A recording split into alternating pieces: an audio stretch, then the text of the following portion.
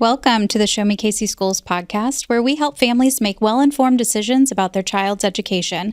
I'm Danielle Dispenza, Director of School Navigation, and I'm joined today by Jessica DiGiovanni and Stephanie Answer, and we are excited to discuss the unique topic of individualized education plans. So thank you both for being here with me today. Thank you. Yeah, absolutely. To kick us off, Jessica, do you mind introducing yourself and kind of giving us a little bit of your background and, what brings you to this conversation today? Yeah.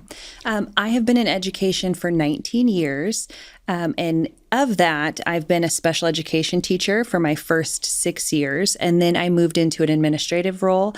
And I've been an assistant principal, director of student and family support services, and principal at my current school, SV and Charter School.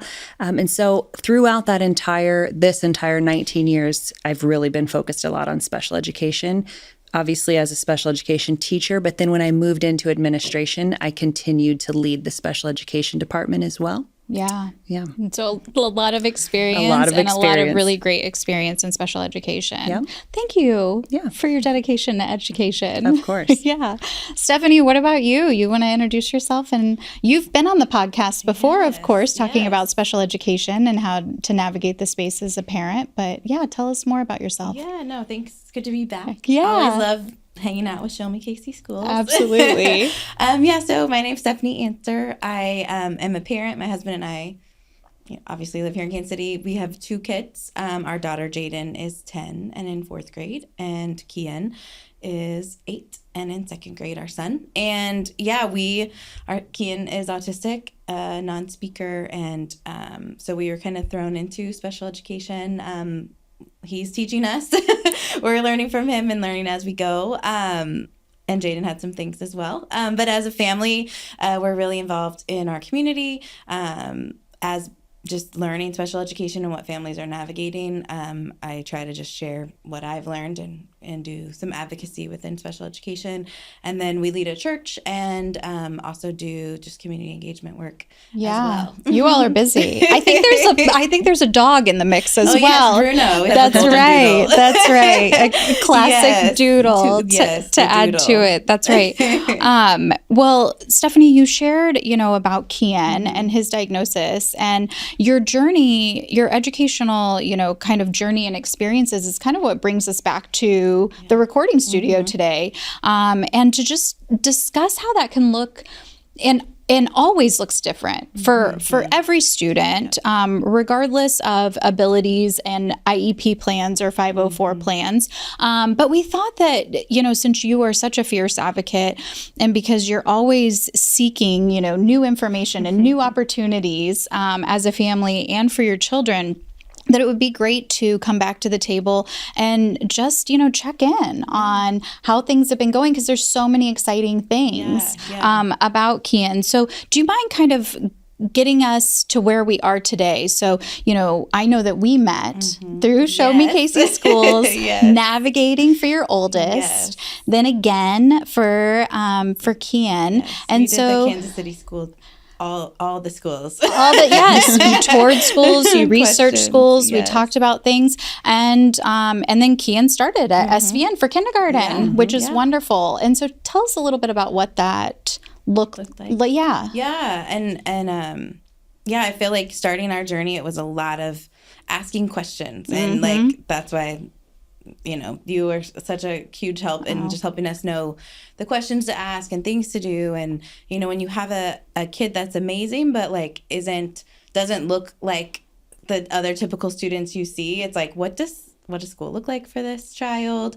And so I remember when we sat down with Miss DiGiovanni and the staff at SVN, I'm like we were just honest, what can he go here? And what does that look like? And we had such great experience and relationship because Jaden had been there and she had a 504 and we had done some, work with her. And so I knew okay, we have a good partnership, and if they're saying it, we're going to do it together. Yeah. And so, he started kindergarten. Basically, the school team really, I feel like we just really got to know each other better through Kian. But they really looked to Daryl and I initially as parents, and we're like, well, you know your child. So What do you think? You know, what do you think would help him? And we really got to play a role in that conversation, more so than like, that was one thing that we loved about SVN, because yes, they had, you know, things they shared with us that they've done, but like, it wasn't like, this is what we do. It was like, well, here's, you know, some things, but like, what do you guys think? And really from the beginning, like listened to like the things that had worked well in the past and the things that had not gone well. And so we were really able to like do our, like put all of our best ideas together to say like, what is he going to need that will help him be successful in the classroom and kindergarten? And so it was like an amazing way to start absolutely the year, like feeling heard, feeling supported, and then like knowing like they're getting him what he needs. Like I remember like, I think they made that statement, like, we'll find out what he needs and we'll get it. And like, we'll do it. Yeah. Easier said than done, I'm sure. But like, that's really what's happened. So he started school in kindergarten, going full days. He had a one-on-one support, RBT support that was with him. And he got lots of speech, lots of OT, had that one-on-one. We really tried to get him in the classroom, like as much opportunities as he could with his kindergarten class. Yeah. So, he was assigned a regular kindergarten classroom, and then he would be pulled out like for the one-on-one work that he needed based on his IEP. But like what I really loved was like we all knew he loves people, and so like every transition of the day, Kian always got the opportunity to like go join the kindergarten class. Right. And it's like dependent on how the day was going and like what he was needing, you know, they adjusted. And like there were some days he ended up being with his peers for like almost 2 hours. And then other days it's 10 minutes, you know, but like it never, like he always got the opportunity, as long as like it was safe for everyone and he had what he needed. And so like kindergarten went really well. Yeah. And he was able to join his peers and then still get the support that he needed. All of those minutes that were within his IEP. Yeah, that's great. Yeah, thank you. So it was really good. And then first grade came, and same thing. So we just kind of adjusted. We talked about, you know, what was going well, and so we just started first grade. Same idea, like always had that one-on-one support, trying to get him with his class as much as possible, and then had the you know, the room that he could go to, like the resource room, to get other work when he needed breaks, more. do his one-on-one sessions. Yeah. Absolutely. And also like with his academics, we had found a method of instruction for non-speaking autistics, and actually before he started kindergarten. And so we had just shared with the school. And so they really like have been on a learning journey with us for that. Right. We're willing to explore, you know, this methodology, and that's what we've been using with him. As well, the SPED teachers would do that in kindergarten and first grade for some of his academics. And then also, you know, the other therapies and things that were there. So that's amazing. You know, you brought up a lot of different points within that, clearly coming in with an IEP. Jessica, can you talk to us from a school perspective, right? We just heard from Stephanie and how welcoming it felt.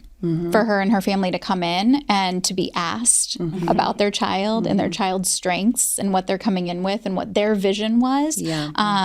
Tell us about your experience and why that's such an important approach, and then how, you know, utilizing that approach, how, you know, the IEP plan came to be as it was playing out during those first 2 years, as Stephanie was describing. Yeah.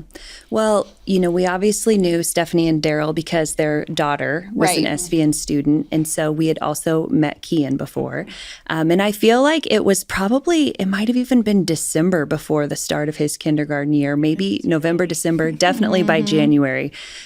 Stephanie had reached out and said, like, we're looking at kindergartens, like, could Kian come here? And we were like, yeah, I mean, let's figure it out together. Let's meet, let's talk, you know, because as a public school, thank you. we will serve every student. Exactly. You know, and that's really important to us, that no matter what the need is, that we work together to figure out how we're going to support every student and their needs.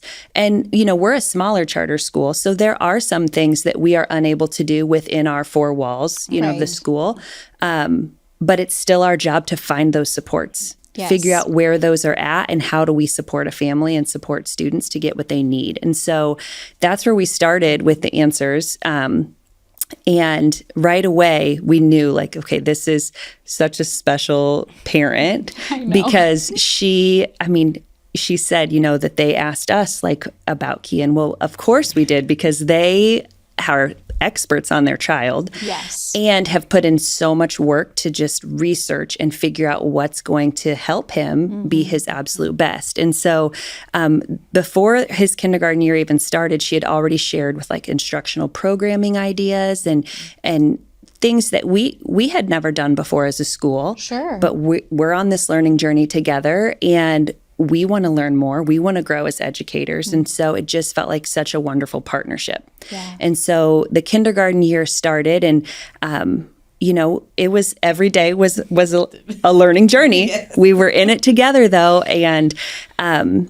you know, we, like she said earlier, like we also learned so much from Kian. And there were days that, you know, went so well. And then there were days that were hard, but we were such a great team. We are still, I feel, such a great team, that it really has been such a successful journey.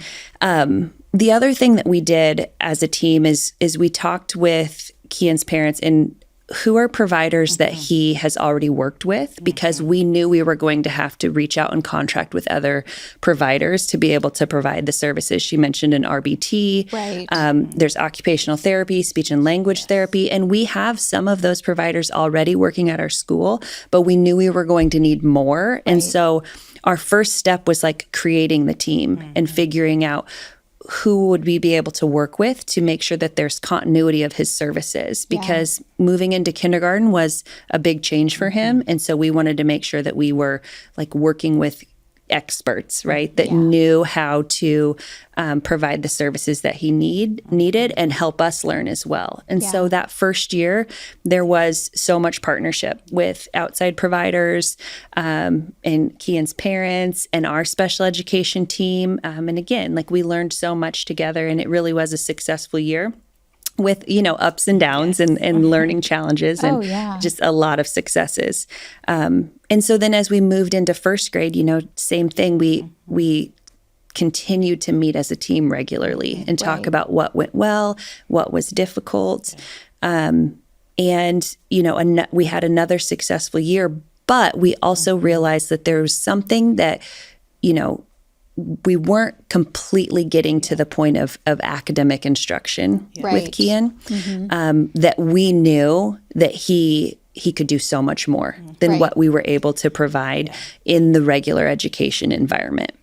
And so that was, I feel like, kind of the turning point at the end of first grade that brought us to where we're at now in second grade. Like, we were constantly evaluating what we were doing, and there were so many great things and so many successes, but we knew that there was more that we weren't reaching in the environment that we were in. Yeah. And first grade ended hard, you know, like, well, two things. I want to back up, because I think what Ms. DiGiovanni named about the providers was huge. And just for parents, like, that was also me just like, we'll see, you know, like, but I'm like, hey, if you have to contract anyone, you know, and they're asking, like, who are you contracting? I'm like, hey, we've been through a lot of providers over the years, and these people are, you know, the best, and that we think that know Kian, and they brought the whole team in. And so he's had the same therapy team with him for like multiple years now. And so I think that was really, like, that was such a great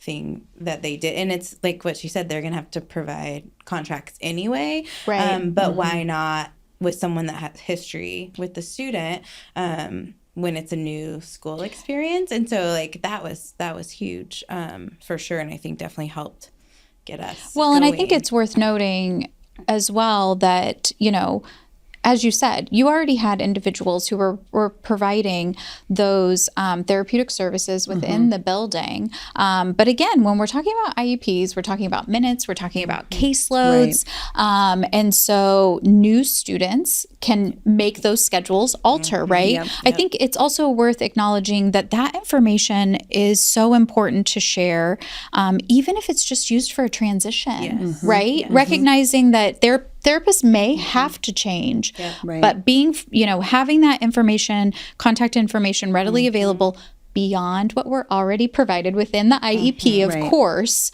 and those transition documents, but being able to give the school personnel an opportunity to reach out, to schedule a meeting. Absolutely. And there were some providers that didn't continue with us throughout, these first few years, but we still had communication with them, we still talked regularly. Okay, like what did you see in previous years? How does that help us? Make sure that we have the right things in place here at school. And so communication as a team is so important. And so I think that did make a huge difference when we were transitioning into kindergarten, and really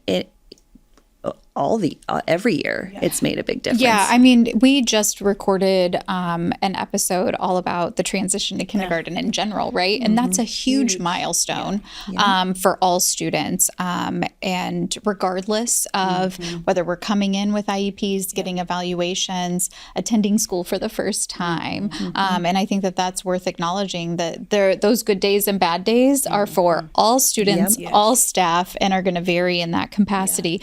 You all have talked a lot about collaboration and high levels of communication throughout the process. Now, I know that, of course, with an individualized education plan, you're going to have that annual meeting, but do you mind elaborating a little bit on different ways that you built additional levels of communication in, so that everyone was aware of the good days, the bad days, and what was working and what wasn't working?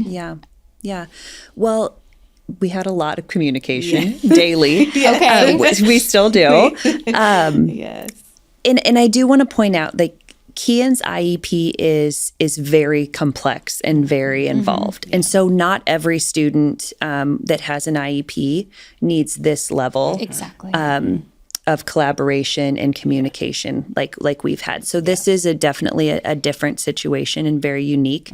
But we knew that. And so we did make sure that we had multiple layers of communication built into our school year. And so daily we were talking face to face, or special education teachers, or someone. Right. And worth noting, of course, that because of pick up and drop off, that is a very natural opportunity for you all.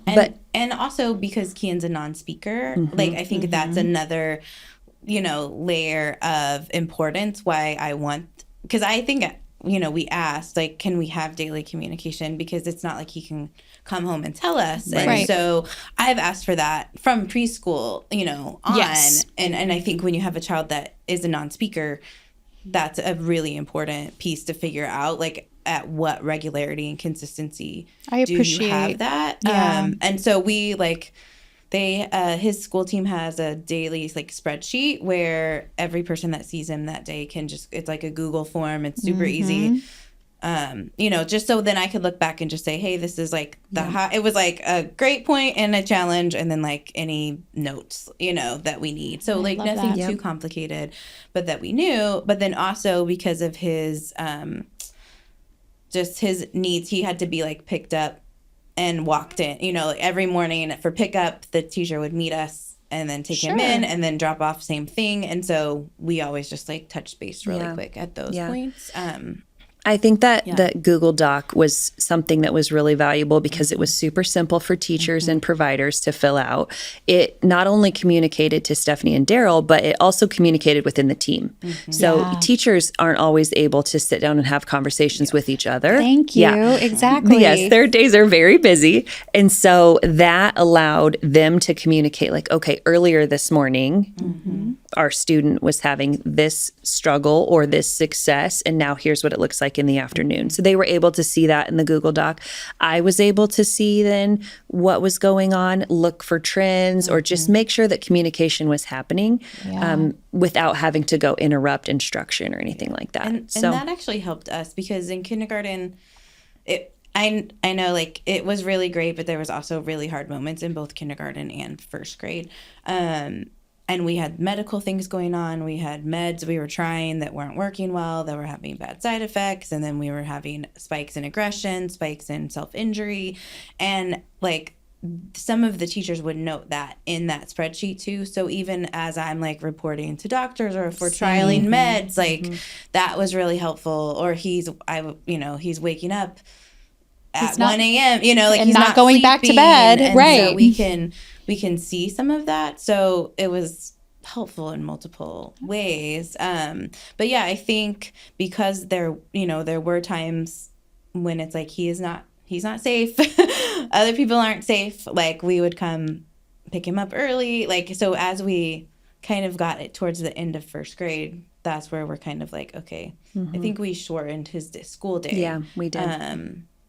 The end of first grade, towards like the last couple months of first grade. Just recognizing just that there was a lot going on, and so we like ended up shortening his day to finish out the year. But then that kind of raised our questions of like, what do we do for second grade? And like, I think our family, we ended up in the ER at the height of aggression and self-injury. Just like, we don't know. We were exploring some residential options, and other things. And so, there were really great moments, but then like through that, there's really hard moments. But I think like the consistent thing is that like the team kept talking. And, right. The communication is as key. Parents, like, we never felt like we were on our own to like have to figure out what to do. And having some of those things built in, like, helped in a lot of different ways. Yeah, you bring up a lot of really great points, and I appreciate that, because oftentimes we have kiddos that, whether they're sick and under the weather and then reacclimating, I always tell families starting school is a big transition. And then the one thing I think we forget to talk about is coming back from winter break is also a big transition. And I'm using those as just calendar events, right? Not to mention medication changes, lack of sleep, and everything. So that level of high communication that was also simplified in something as easy as a Google form that everyone's able to access and have, an opportunity to drop in, read what's going on, provided such great information for both the school and you all as a family. As it pertained to doctor's appointments and that full circle of the continuity of care of our children, again, regardless of diagnoses and abilities. I am going to break us and we're going to take a short break, because I think we're at a really great point. And when we come back, we're going to talk about how schooling maybe looks different for Kian right now, and then maybe how it could look again in the future. So we'll be right back.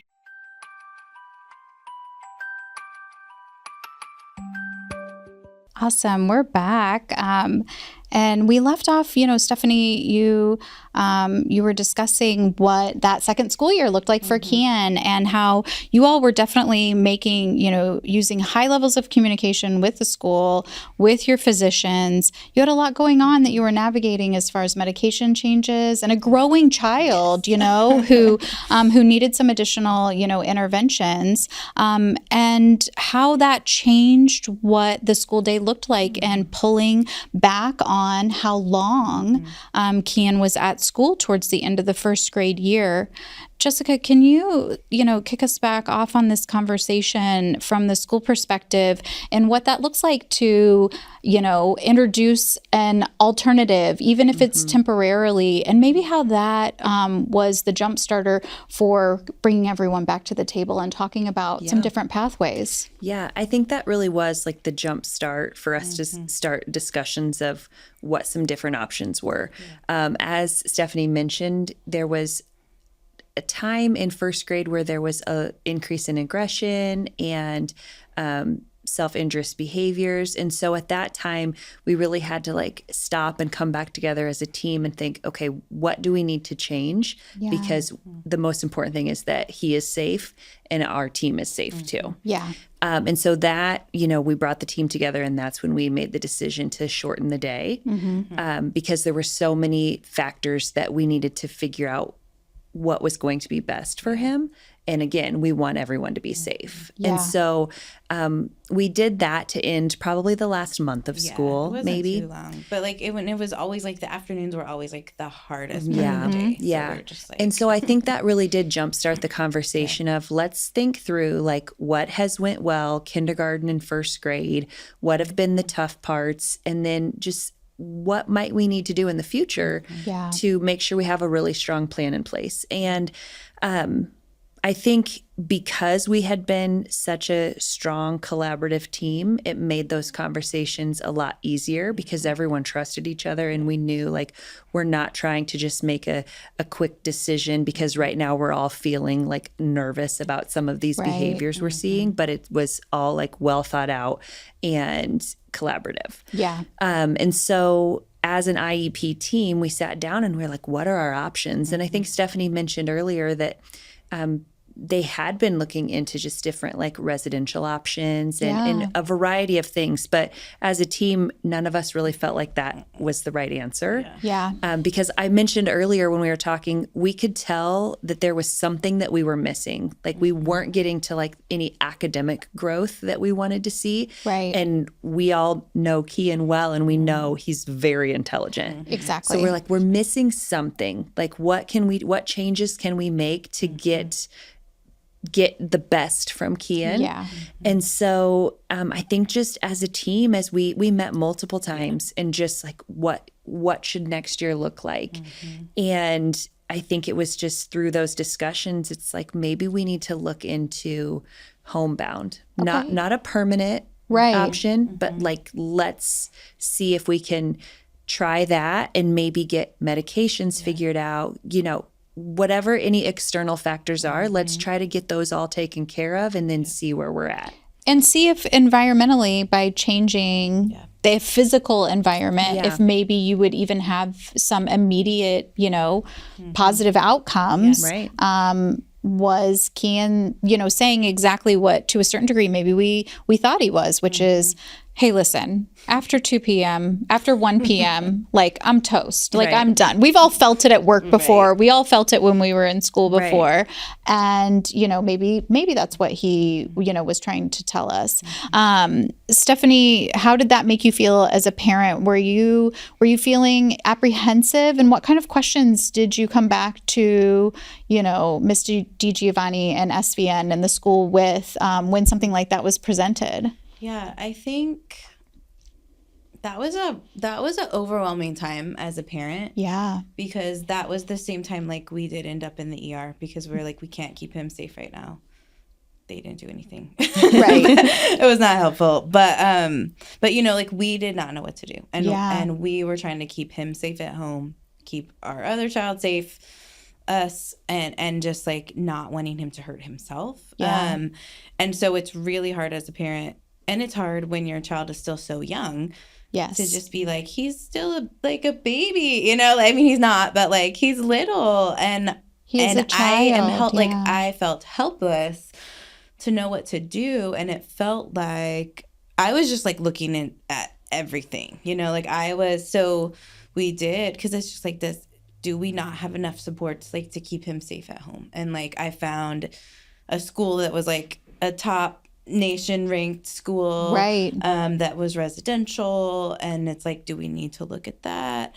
But then it's like the thought of like him not, but we had the conversations, and I think like as a team we had the conversation. So I think even though it was overwhelming, I think I said earlier, like I never felt like it was me and Daryl just had to figure this out by ourselves, and I never felt like the school was just going to be like, we just want to offload him. Right. I felt like they really knew him. They knew our family. But it was a hard situation because we looked at residential. We looked at, I'm like, if I have to homeschool, I'll do it. But like, I don't really You're like, I don't know anything about homeschooling. Right. How do you even tell the state that, I'm like, I don't really want to do that. Well, and that's a good point, right? Homeschooling looks different from state to state. And then how do we, as a parent of a student with an IEP that's getting related services, how do I continue getting those? Like that could have been a lot of different, and you all even toured other schools for potential contracting, right? As we discussed earlier. We looked from residential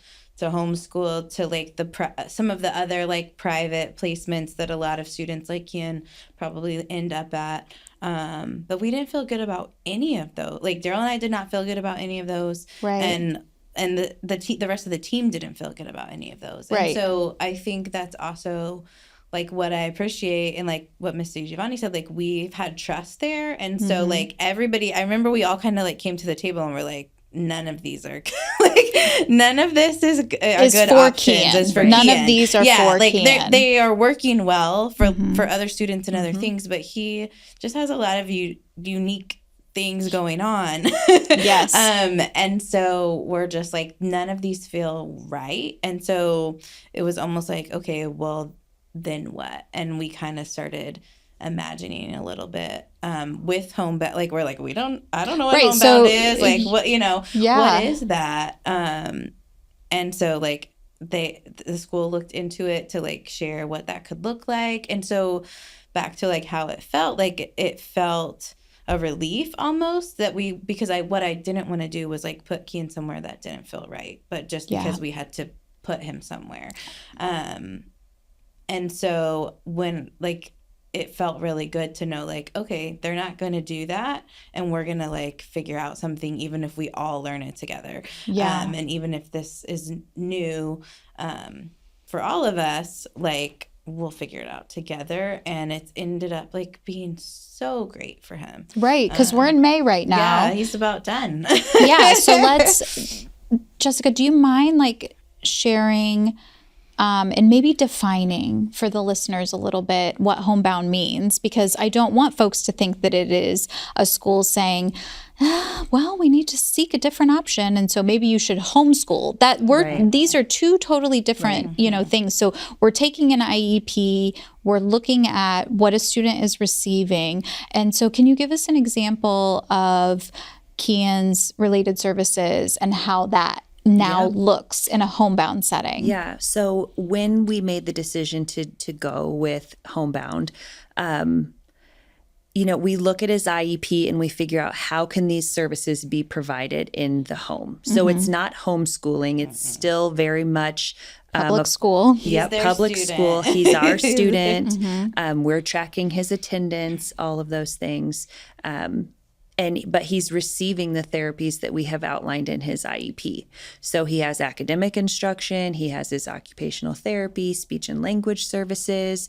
It's just happening in that home setting. Yeah. And his day is shorter. So we learned that at the end of first grade, that a shorter day is more manageable. So he has a shorter day. But he has all of those services provided in that home environment. Yeah. And then, Stephanie, you've done a lot of research as a parent and connecting with other families nationwide and really looking into new and different and maybe unexplored opportunities for non-speaking individuals. And so that has been an opportunity as well for you, for the school to really kind of dip your toe in the water and see if you could reach some of those academics that you knew, like that was always the goal. So it was about what can we do to get us there? And I feel like that has really been a part of this journey the entire time and has also continued in the homebound setting where that is still a goal and you're still exploring new things and working with new programs. Yeah. And that's really like how he's getting all of his academic instruction this year is through that methodology. And he's doing more academic, like he's doing incredible academic work. Beyond the second grade level. And so like, again, back to like trusting your gut as a parent, like some of the alternative placements we talked to, that was a question I would ask, like what are your students on getting grade level academics? Yeah. And one of them was like, no, most of our students are not on grade level. And I'm like, well, what if this is in his IEP? And they're like, we would remove that from the IEP. And so I'm like, this is not the place for him. Right. Because he's now doing higher level academic work than his technical grade level. Right. He's doing second grade work, but like also when he shows that like he already knows something or he's bored with whatever topic, like the instructors have been able to pull higher level content, and he's been more engaged with it. Can we pause for a second and just acknowledge that is providing an individual that otherwise maybe would not have been viewed in that way, the same opportunity as their atypical peers. So, right, I mean, from an educational perspective, your second graders are not all reading on a second grade level. Right. And if they're reading at a higher level, what's your teacher going to do? Right. Go pull a book for them to read in their free time that is maybe technically a higher level book, right? Yes. And I mean, this year has been amazing. And homebound instruction is probably considered one of the most restrictive environments for a student. Right. With an IEP. But I always get stuck on that word restrictive because, yes, it is technically on the continuum, the placement continuum, considered really restrictive, but he has just blossomed in this environment. So it's not restrictive for him. Right. If anything, we were just talking the other day, like when we look back on kindergarten and first grade, like we felt like things were going pretty well, like a lot of the time until there were moments when it wasn't. Right. And then you look at how much growth he's made this year in this environment with this methodology and just a team that's like willing to try anything. And it's like, wow, actually that was the restrictive environment for him. Thank you. And this is like the least restrictive environment because he can truly be Kian and he doesn't have to fit into some specific box. Yeah. His plan now is truly individualized for him. Right. And I get videos of the things he's doing, and sometimes so do it's I. like, and I love blows that. my mind. Yes. How does he know that? Like, where did that come from? I mean, he has such high intelligence and such an amazing brain. Like, I wish we could just see how it's all working up there. But this year has really shown that, like, if you aren't willing to think outside of the box, you're missing things that kids can do. Well, and then, Stephanie, if you don't mind, because I know we didn't talk about this, but recently you were sharing with me that Kian had been expressing, because he does communicate in multiple different ways, not only working on his spelling and the spellers, curriculum and that program, but then also through his device. And that he was then also asking to see his peers. And so do you mind kind of layering in then, I mean, this all goes back full circle, right? To like the level of communication. And so then you're saying, hey, Kian wants to come. He's asking to see his friends. How can we incorporate this either into the day or the week or the month? And so what was something that you all got to do recently? Yeah, so we have started going up to recess once a week. Nice. For like the last probably a month now. Yeah. And I should say too, like we tried this at the beginning of the year. So again, shows like just how our team has worked together, because we were all, the biggest concern we had about going homebound was like that social piece for him, because he does love having friends around. And so initially the plan was he would do his homebound hours and then he would come up for lunch and recess. And we tried that the beginning of the school year, and like it did just not wasn't. go well. Yeah. And so we're like, okay, this is not, and so like we like regrouped and we're like, let's take a pause on that. And then we haven't done that. And I think he's just been able to be so much more comfortable and regulated and calm. Like he has built a lot of skills and things, at home we've been doing outings and they've been going better. So I reached out and I'm like, hey, like he's asking for friends, things are going a little better, can we like try it again? Of course. they said yes. So like we do recess once a week, and we've done some field trips. We've done 2 field trips, and that was really cool too. And he's great, and the students are like amazing. And we joined kindergarten on a field trip because they sent me the list of like, here's a few different field trips that are happening, so we could look and see like what would be a good the fit. best fit. Yeah. And so we joined the kindergarten on one, and then we joined his 2nd grade class on one. That was like so great. And so we went. He got to see friends. Like he's been asking for friends every day since. So I'm like, hey, can we try recess maybe like 2 days a week? Yeah. And so like we just kind of like take it, it's seasoned, you know, and I almost feel like with Kian we kind of evaluate a semester at a time, and it's like and a year at a time, you know, like what do we need this year, and knowing like that's probably going to change and evolve as he changes and evolves, right? But I think this year it's just showed us like what he can do. Even in his other therapies, he's been able to like do more work and make more progress because of the environment that he's in. And so it's like, if we really, you know, work hard at some of these things, who knows like what might, you know, I hope like next year we can start off the year maybe trying recess from the beginning. Right. But like everybody knows if it's not a good time, then we'll, you know, like it's just kind of this like give and take, push and like we just kind of all continually check in. And I think that's a nice thing that we have. Like I know a lot of families like don't have as much communication, right? Or like you only talk to your team at that IEP meeting. But I think like dependent on your child's needs, like sometimes you gotta ask for more frequent, you know.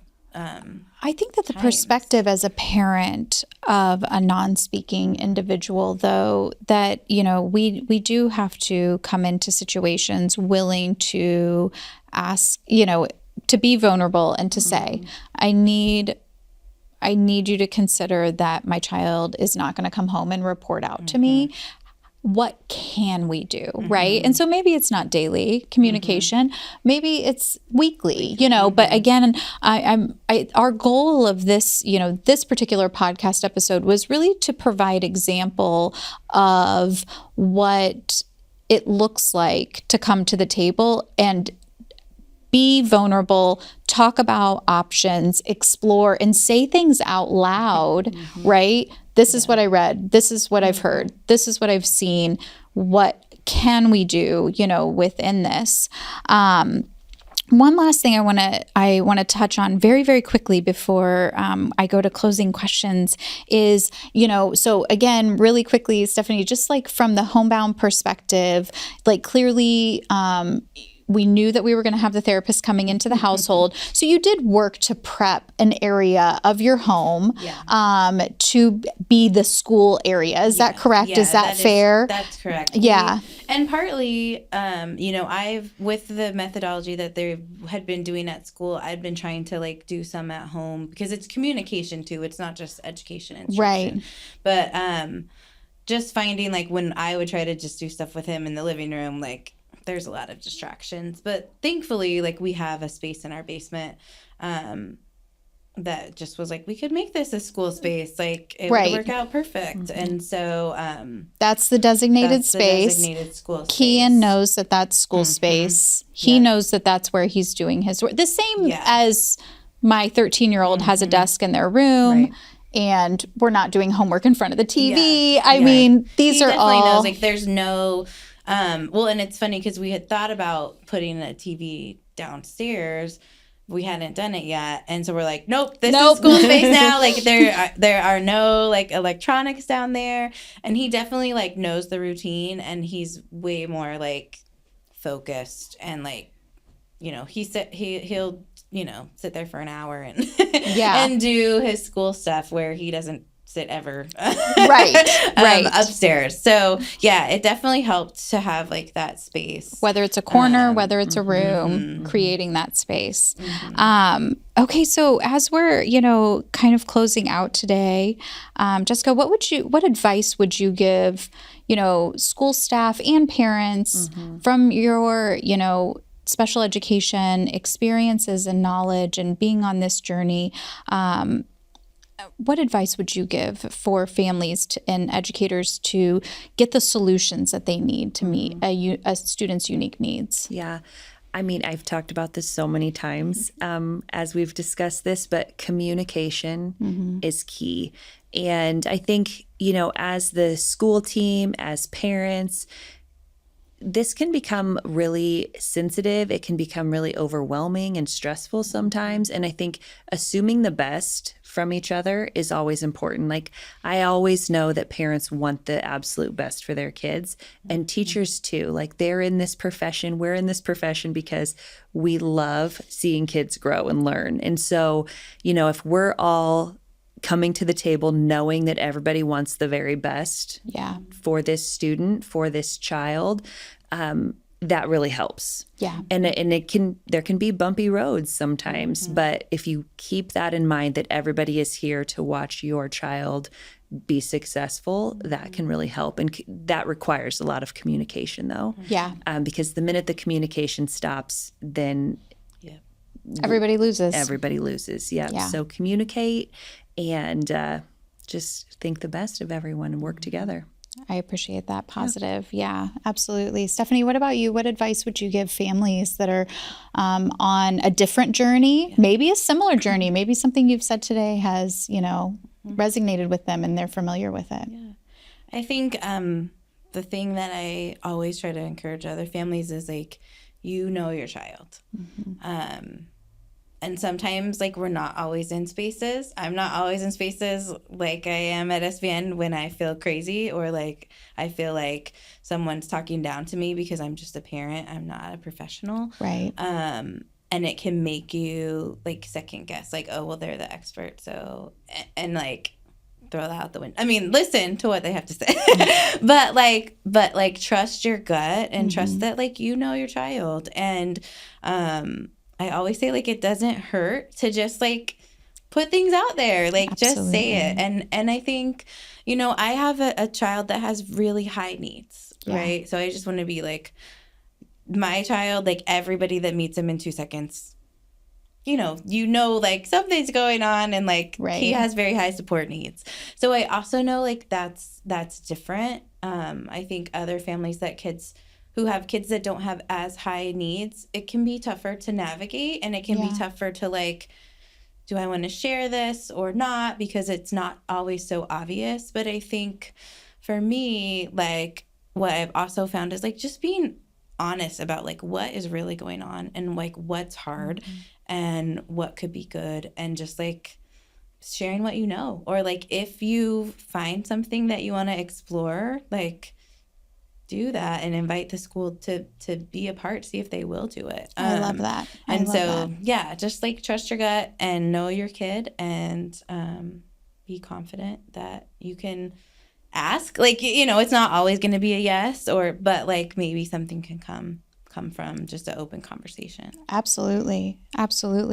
Well, I want to thank you both for being here today and sharing and being vulnerable and opening up about, this process and what it can look like. I know that this information will be really great for our listeners and other families in Kansas City and beyond, especially those with students with diverse needs and abilities. Thank you to our listeners for tuning in. We'll include special education resources for you in our show notes. Please be sure to like, subscribe, and share the podcast, and we'll hope to see you all back soon. Thank you. Thank you. Bye. Show Me KC Schools is committed to providing you with vital information that supports you while you support your child on their educational journey. Connect with us on social media at SMKCS and on YouTube at Show Me KC Schools and on all your favorite podcast platforms.